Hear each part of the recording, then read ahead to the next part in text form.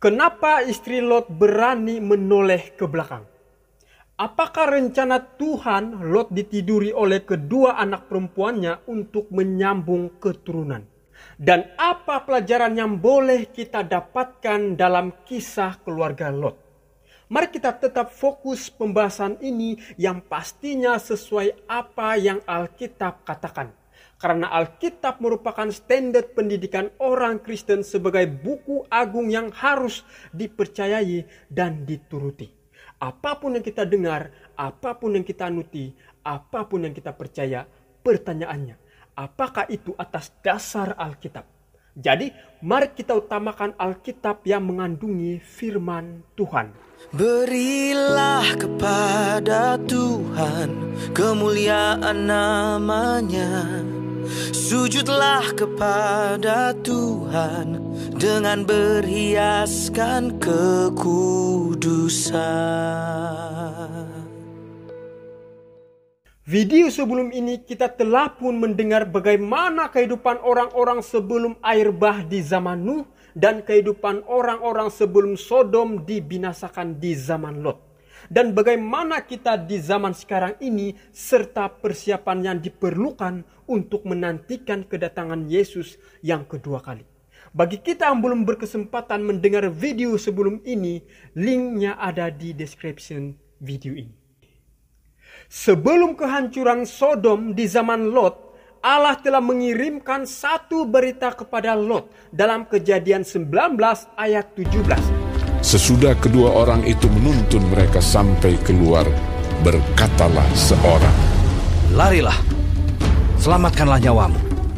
Janganlah menoleh ke belakang, dan janganlah berhenti dimanapun juga di lembah Yordan. Larilah ke pegunungan, supaya engkau jangan mati lenyap." Lalu di zaman Yesus, suara amaran yang sama juga telah terdengar oleh para murid-murid Kristus sebelum kehancuran Yerusalem. Perhatikan ayat ini. Apabila kamu melihat Yerusalem dikepung oleh tentara-tentara, ketahuilah bahwa keruntuhannya sudah dekat. Pada waktu itu orang-orang yang berada di Yudea harus melarikan diri ke pegunungan, dan orang-orang yang berada di dalam kota harus mengungsi, dan orang-orang yang berada di pedusunan jangan masuk lagi ke dalam kota. Kita melihat ada satu usaha untuk lari keluar, kan? Untuk memisahkan diri dari yang jahat. Inilah satu usaha untuk menyelamatkan diri. Sebagaimana yang terjadi pada zaman Nuh, demikian pula dengan Lot, demikian juga dengan murid-murid sebelum kehancuran Yerusalem. Dan demikian pula lah akan terjadi pada zaman akhir. Suara Allah masih terdengar dalam satu amaran khusus pada zaman sekarang ini. Lalu aku mendengar suara lain dari sorga berkata, Pergilah kamu, hai umatku, pergilah daripadanya, supaya kamu jangan mengambil bagian dalam dosa-dosanya, dan supaya kamu jangan turut ditimpa malapetaka-malapetakanya. Sebab dosa-dosanya telah bertimbun-timbun sampai ke langit, dan Allah telah mengingat segala kejahatannya. Oleh itu, marilah menggunakan kesempatan itu sebaik-baiknya untuk menyelamatkan diri Anda dan saya. Mari sedikit kita kembali di zaman Lot, ketika Tuhan memberikan perintah supaya cepat-cepat pergi karena hujan api itu akan ditangguhkan sedikit waktu lagi. Tetapi malangnya istri Lot memberanikan diri untuk menoleh ke belakang, memandang ke kota yang celaka itu, dan ia pun menjadi satu tugu peringatan akan penghukuman Tuhan yang disebut tiang garam. Kalau kita lihat di Google, ada penemuan di beberapa tempat pantai barat daya Laut Mati yang dilapisi dengan batu garam. Beberapa di antara batu itu menyerupai sosok manusia sehingga para pelancong menyebut salah satu dari mereka kononnya adalah istri Lot. Apakah benar? Kita hendaklah tidak begitu mudah percaya, namun tidak salah untuk menyelidikinya. Namun yang pasti harus berlandaskan Alkitab. Karena tidak mungkin tiang garam yang mengandungi tubuh istri Lot tetap kelihatan sampai sekarang ini, kan? Yang pasti istri Lot jadi tiang garam merupakan satu tugu peringatan akan penghukuman Tuhan. Rasa segan serta sikap yang berlambatan telah menyebabkan istrinya meremehkan amaran ilahi. Istri Lot memberontak terhadap Allah oleh sebab penghukuman Allah. Sekalipun Allah sudah memanggil dia keluar dari kota yang jahat itu, istri Lot merasa telah diperlakukan dengan kejam. Oleh karena kekayaannya yang telah dikumpulkan bertahun-tahun lamanya itu akan dibinasakan. Dengan gegabah ia telah menoleh ke belakang kepada keinginan dan telah menolak amaran ilahi. Lot pun tiba di Zoar dan pada waktu pagi tiba-tiba tanpa diharapkan seperti gemuruh guntur dari langit yang tak berawan, topan melanda. Tuhan menurunkan belerang dan api dari langit ke atas kota-kota serta padang yang subur itu. Istana-istana serta kuil-kuilnya, tempat-tempat tinggal yang mewah, kebun-kebun anggur, dan orang banyak yang sedang bersuka-suka dalam kepelesiran yang pada malam sebelumnya telah menghinakan pesuruh-pesuruh surga, semuanya dibakar. Asap api yang berkobar-kobar itu naik ke atas seperti dapur api yang besar. Dan lembah Yordan yang indah menjadi tempat yang sunyi senyap. Satu tempat yang tidak pernah dibangun atau dihuni lagi, merupakan satu kesaksian kepada semua generasi akan kepastian penghukuman Allah terhadap pelanggaran. Kejadian 19 ayat 27 hingga 29.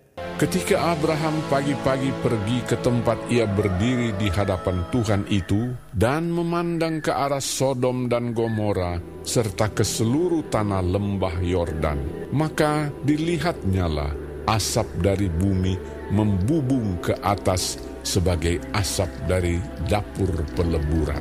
Demikianlah pada waktu Allah memusnahkan kota-kota di lembah Yordan dan menunggang balikkan kota-kota kediaman Lot, maka Allah ingat kepada Abraham, lalu dikeluarkannyalah Lot dari tengah-tengah tempat yang ditunggang balikkan itu. Kepada kita diberikan satu pelajaran yang hikmat dan menakutkan ini, bahwa sekalipun Allah yang penuh rahmat itu punya sikap panjang sabar terhadap orang-orang yang melanggar perintahnya, namun ada satu batas di mana lebih daripada itu manusia tidak akan dibiarkan terus-menerus berbuat dosa. Tuhan tetap adil segala hukumannya. Setelah Sodom dibinasakan, Lot pun tinggal di Zoar untuk sementara waktu saja. Lalu setelah itu mereka pun meninggalkan Zoar, berjalan menuju ke gunung dan tinggal di dalam gua. Pergilah Lot dari Zoar dan ia menetap bersama-sama dengan kedua anaknya perempuan di pegunungan, sebab ia tidak berani tinggal di Zoar.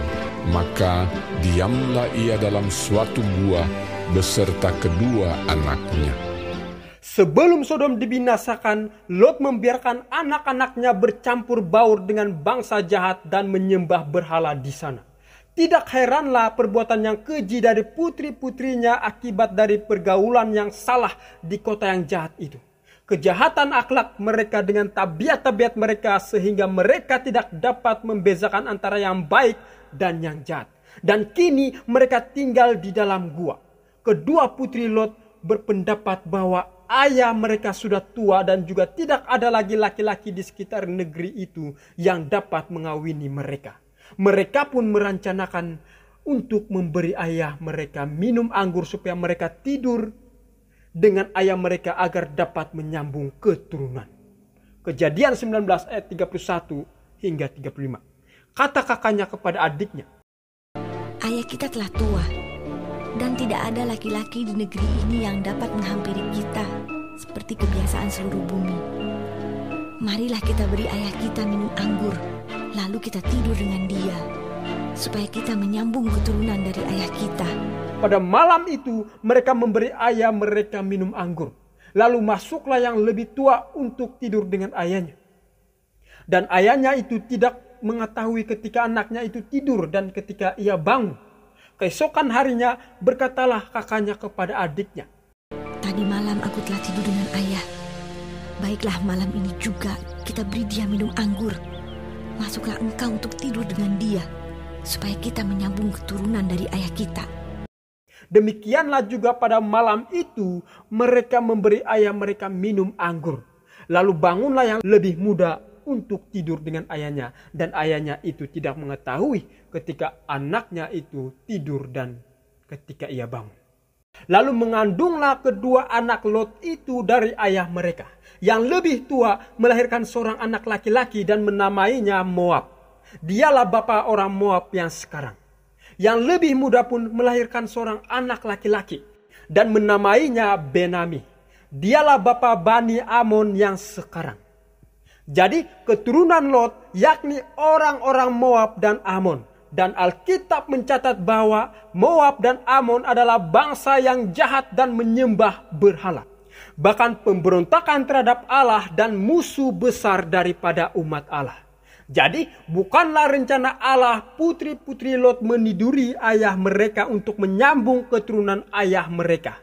Tuhan pasti punya cara sendiri yang pasti, bukan kehendak manusia, tetapi kehendaknya jika Allah berkenan. Kelakuan putri-putri Lot bukanlah rencana Allah. Tetapi ini merupakan perbuatan mereka akibat dari pergaulan yang tidak sehat dari kota Sodom yang sudah binasa itu. Lot dipenuhi rasa malu pada masa tuanya. Keturunannya yakni Moab dan Amon bukan satu bangsa yang benar.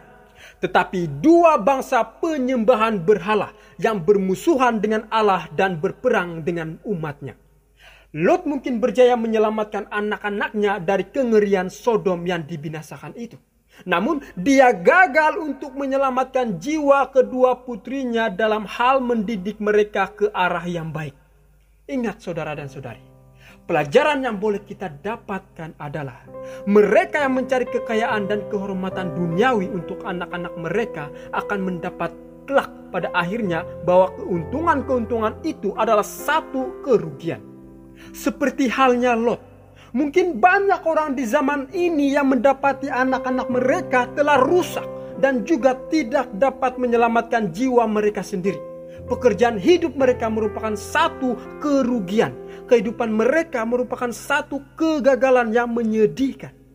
Ingat saudara dan saudari, begitu banyak orang yang sedang berbuat kesalahan yang sama seperti halnya keluarga Lot. Di dalam memilih sebuah rumah tangga, mereka lebih mementingkan keuntungan-keuntungan duniawi yang fana lebih daripada pengaruh-pengaruh sosial dan akhlak yang akan mengelilingi mereka dan keluarga mereka.